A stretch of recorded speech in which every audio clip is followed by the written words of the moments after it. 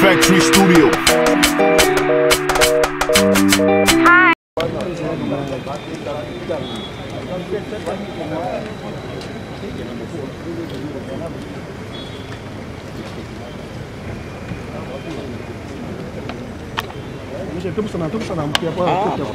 Agoyana ye awa.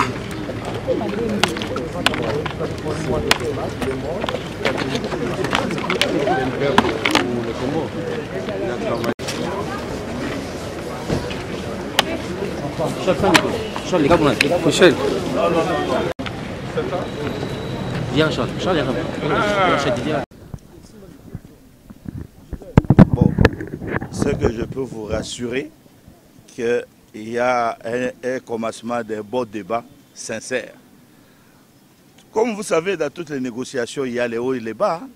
Donc, mais il y a des choses sérieuses. Donc, moi, je crois à l'avenir du Congo. Je crois aussi à la conversion des hommes. Alors, quand vous dites des choses sérieuses, c'est-à-dire clairement? Ici, on est venu parler quoi? On est venu parler Congo ici. Qu'est-ce qui est plus sérieux que le Congo? Donc, quand on parle des choses sérieuses, c'est l'objectif par rapport auquel on est venu ici. Donc, je peux réaffirmer que là, il y a un débat sérieux et à toute harmonie. Et c'est beaucoup plus responsable. Ça, je peux vraiment le dire. Et vous pouvez également dire que la tension focalisée autour de la date du 19 décembre peut... Moi, je suis interdit de venir faire un dialogue avec la presse. Moi, j'ai fait les dialogues là-bas avec les gens de la mouvance présidentielle. Mais la presse, je communique à la fin. Mais maintenant, on est à pause.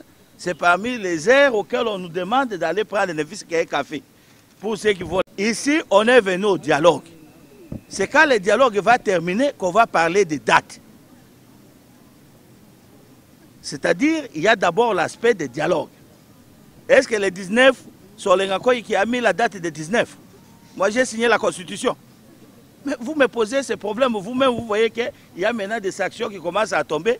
Et après, quand je vais dire quelque chose, vous allez dire non, c'est... Hein? Il a dit ça. Un mot par rapport à la disparition de Mondo Simba. Oh, mais vous savez, en tout cas, merci beaucoup pour votre question. C'était un grand homme. Pour ceux qui ont connu ses papas, comme je l'ai toujours dit, ce sont des gens avec qui, moi, j'ai commencé ma carrière politique et je les ai trouvés des vieux, des papas, etc. Mais c'est un grand monsieur, Mondo Simba. Mondo Simba, c'est un monsieur qui a couronné l'histoire de l'honnêteté politique. C'est un monsieur qui disait ce qu'il pense, à qui il voulait le dire, et il avait des principes dans la vie. C'est un grand monsieur. Et je suis certain que là où il est parti, il sera bien accueilli. Parce qu'il a fait beaucoup de bien. C'est pour ça que quand on est dans la terre des hommes, il faut savoir faire le bien et faire moins le mal aux gens. Ce monsieur, ce grand monsieur, que le Katanga, que le Congo vient de perdre, et je crois que son âme repose à paix, et nous allons lui rendre des honneurs dignes de ce nom.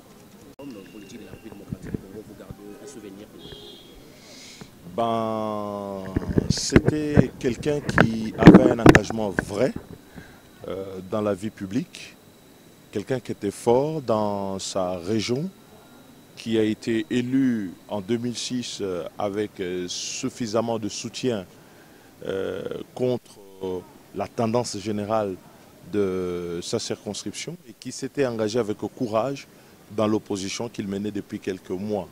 Et donc c'est une grande perte, une grande ressource que le pays a perdue. Un patriote et incontestablement un homme d'État. Alors, nous revenons à l'actualité. Vous venez donc de passer un premier module. Qu'est-ce qu'on peut savoir? Vous voulez tout savoir? On vient juste de démarrer et je dis que nous avons beaucoup d'optimisme sur la suite. Et nous allons juger sur pièce pour voir quels sont les engagements réels des uns et des autres. On est là pour trouver des solutions. J'espère que tout le monde aura pris la mesure de la crise et qu'on ne viendra pas faire ici de la politique au sens de la défense des intérêts individuels. Ce qui compte, c'est l'intérêt général, c'est le respect de la Constitution, la consolidation de l'état de droit et de la démocratie dans notre pays. Ça, ce sont les valeurs qui nous guident et pour lesquelles nous sommes intransigeants. Et ça va, dans quel climat se déroulent ces travaux? Vous dites? Écoutez, c'est un climat où on a des divergences avec nos amis de la cité de l'OUA, il ne faut pas s'en cacher. Mais c'est des divergences qui sont appelées à être aplanies. Et nous allons voir quel est l'engagement qu'ils ont pour faire le compromis sur ce qui apparaît aujourd'hui être l'intérêt essentiel du pays et de la nation. Le président de la CENI a été invité, c'est pour dire que vous commencez les questions de fond liées au processus électoral? Absolument, c'est un acteur majeur du processus électoral qui est en crise et nous avons des choses à dire. Nous ne sommes pas d'accord sur beaucoup d'options qu'il présente. Comme quoi? Écoutez, déjà, vous savez, nous sommes partis d'un budget annoncé par la CENI de 1,2 milliard qu'on n'avait pas les moyens de mobiliser et il nous a sorti un budget de 1,8 milliard. Sur la séquence des élections, la manière d'organiser l'enrôlement des électeurs, toutes ces questions techniques dans les détails desquelles je ne vais pas rentrer ici et pour lesquelles il y a de vraies options qu'il faut lever en toute responsabilité au-delà des aspects pseudo-techniques imposés par la CENI. Honorable Delis Sesanga, l'Union européenne a été sanctionnée quelques politiques de. Ça va dans le sens de l'histoire, c'est dans le sens des engagements de la République démocratique du Congo.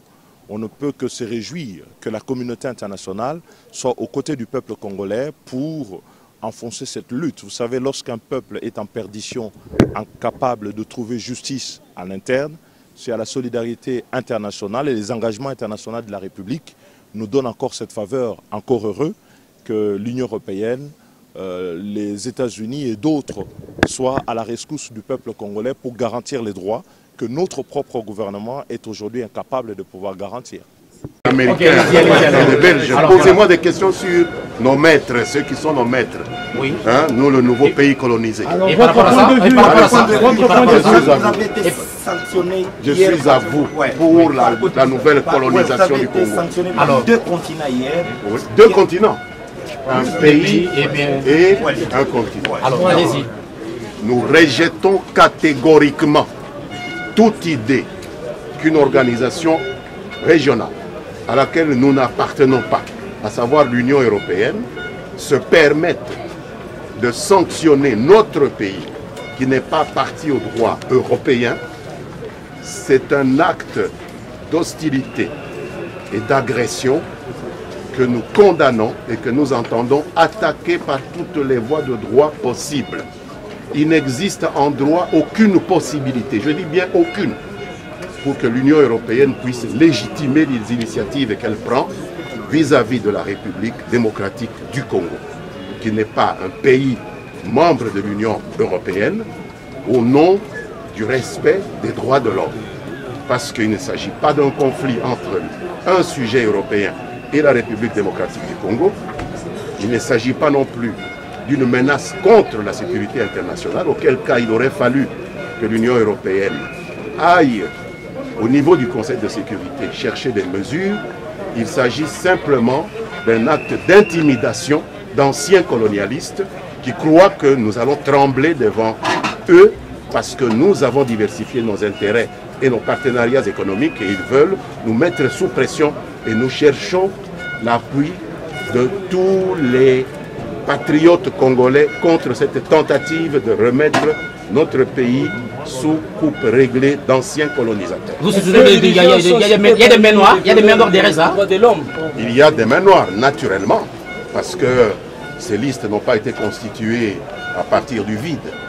Il y a des faibles d'esprit qui croient que 56 ans après l'indépendance, on peut encore aller en Belgique ou en France ou en Grande-Bretagne ou je ne sais où en Europe pour chercher des solutions aux problèmes de ce pays. Vous vous rendez bien compte que nous sommes en train de rechercher de bonnes solutions aux problèmes de notre pays ici, entre nous, sans qu'il y ait la présence d'étrangers, parce que nous sommes un peuple suffisamment mûr. Est-ce que logiquement vous réfutez aussi catégoriquement toute aide qui viendrait de ces pays-là? Qu'est-ce que cela veut dire? Est-ce que cela veut dire que l'aide que les Américains apportent à l'Union européenne justifie que l'Amérique recolonise l'Europe?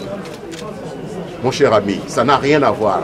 La coopération internationale n'a rien à voir avec la violation intentionnelle du droit international pour des raisons mercantilistes. C'est ce à quoi nous assistons maintenant. Cela n'a rien à voir. Il faut savoir comparer ce qui est comparable. Ce qui s'est passé à Bruxelles avant-hier n'a rien à voir avec le droit international, rien à voir avec la coopération. Et si c'est cela que vous appelez coopération, alors je pense que les Africains devraient beaucoup réfléchir à cette coopération qui fait d'eux des citoyens du monde de seconde zone. Il faut faire très attention. Rassemblement, au moins un Congolais, nous sommes d'accord de discuter avec le rassemblement des problèmes.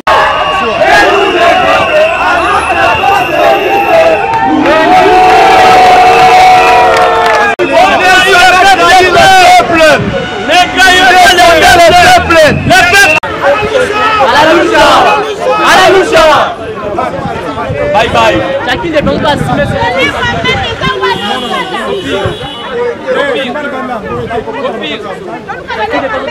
ses responsabilités. C'est lui qui a failli démissionner. Factory Studio.